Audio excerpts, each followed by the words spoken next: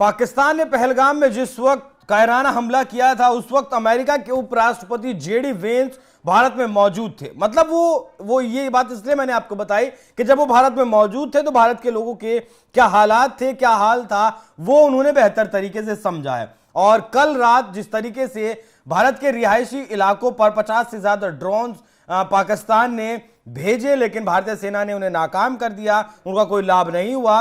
वो चाइना और ईरान के जो फर्जी ड्रोन थे वो फर्जी ही साबित हुए। एक वीडियो भी भारतीय सेना ने जारी किया किस तरीके से पाकिस्तानियों के आतंकवादियों के एक बंकर को उन्होंने उड़ाया। लेकिन अब अमेरिका ने फिर से प्रतिक्रिया दी है। उपराष्ट्रपति जेडी वेंस का मैं पहले आपको अगर बयान बताऊं तो उन्होंने कहा है कि अमेरिका ऐसे किसी युद्ध में शामिल नहीं होगा जो मूल रूप से हमारा काम नहीं है। उन्होंने यह भी कहा कि अमेरिका भारत और पाकिस्तान को नियंत्रित नहीं कर सकता, लेकिन वो दोनों परमाणु शक्तियों को तनाव कम करने के लिए प्रोत्साहित कर सकता है। मतलब ये बात पाकिस्तान की और भारत के बीच जो लड़ाई छिड़ी है उसके हाथ से बहुत दूर जा चुकी है। जेडी वेंस ने कहा कि चिंता जाहिर की उन्होंने कि दो परमाणु शक्तियां आपस में टकरा न जाएं जिससे कि किसी बड़े संघर्ष को जन्म मिले। वेंस से जब पूछा गया कि ट्रंप प्रशासन भारत और पाकिस्तान के बीच संभावित परमाणु युद्ध को लेकर कितना चिंतित है, इस पर उन्होंने राष्ट्रपति डोनाल्ड ट्रंप और विदेश मंत्री मार्को रूबियो का हवाला दिया और कहा कि अमेरिका चाहता है कि तनाव जल्द से जल्द कम हो जाए। हालांकि जो उन्होंने कहा है कि वो इस बीच में इस युद्ध में नहीं पड़ेगा, वो एक अलग बात है।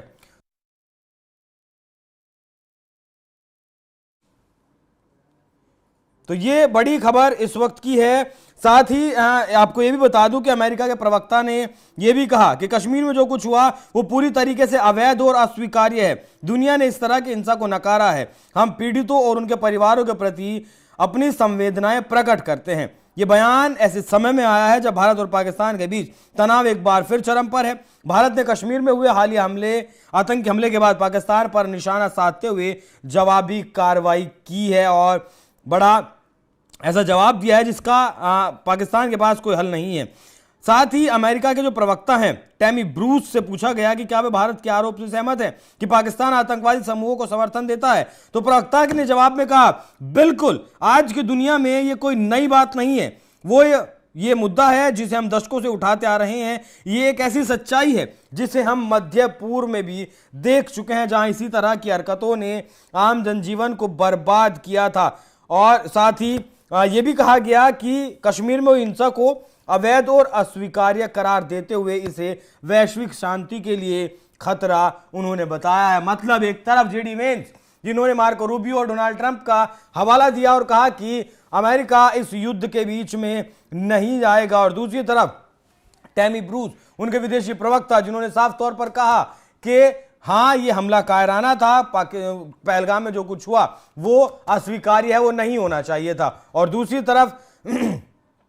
तरफ उन्होंने कहा कि हाँ, आतंकवाद को पाकिस्तान पालता है। यूएन में भी जो बयान दिया गया है, यूएन ने भी कड़ी फटकार लगाई है पाकिस्तान को कि आप रिहायशी इलाकों पर हमला नहीं कर सकते। लेकिन पाकिस्तान मानता किसकी है? पाकिस्तान ऐसा देश नहीं है। पाकिस्तान का जो दिमाग है, ऊपर का स्क्रू है, वो ढीला है, क्योंकि आसिम मुनीर जैसे लोग वहां सेना की कमान संभाल रहे हैं। तो पाकिस्तान अब अपनी बर्बादी देख रहा है और ज्यादा बर्बादी देखेगा। यूएन ने फटकार लगाई है, अमेरिका ने फटकार लगाई है। अगर उसे लगता है कि चाइना सीधे तौर पर आकर बचा लेगा तो चाइना नहीं बचा पाएगा, क्योंकि चाइना मतलब साल भर में जितना व्यापार चाइना भारत के साथ करता है उतना पिछले 10 साल में पाकिस्तान में चाइना ने निवेश नहीं किया है। तो भारत एक स्ट्रेटेजिक पार्टनर कहें, व्यापारिक साथी कहें, भारत और चीन है।